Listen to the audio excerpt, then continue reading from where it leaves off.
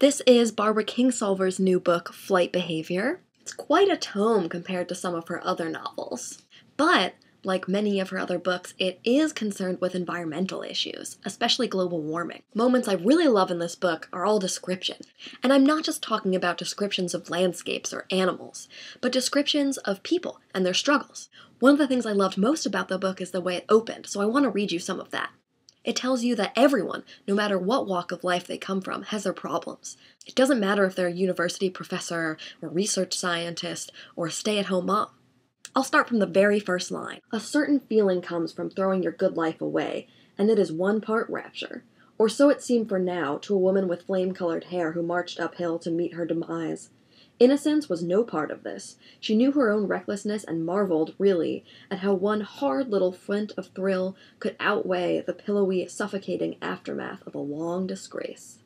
The shame and loss would infect her children, too. That was the worst of it in a town where everyone knew them. Even the teenage cashiers at the grocery would take an edge with her after this, clicking painted fingernails on the counter while she wrote her check, eyeing the oatmeal and frozen peas of an unhinged family, and exchanging looks with the bag boy. She's that one. How they admired their own steadfast lives, right up to the day when hope in all its versions went out of stock, including the crummy discount brands, and the heart had just one instruction left: run. Like a hunted animal or a racehorse, winning or losing felt exactly alike at this stage, with the same coursing of blood and shortness of breath. The protagonist, Delrobia, is on her way to meet someone for a hookup. And as you may have gathered, this someone is not her husband. I like this moment as an opening because it's a turning point. It's a turning point for Delrobia, not just because she is willing to risk everything, but because she gets surprised. She gets surprised by what she sees. She's surprised by something natural.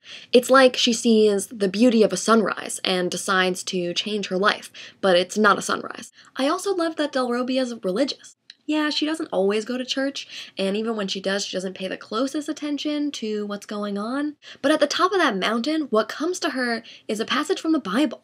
It feels to her like her own personal miracle, and her ideas of a miracle don't really sit well with science. So I guess this is a book about adjusting, how people adjust and how nature adjusts and how relationships change over time. And it's also about the things that we can't adjust, like who you love and who you don't, and whether or not you're born curious or not.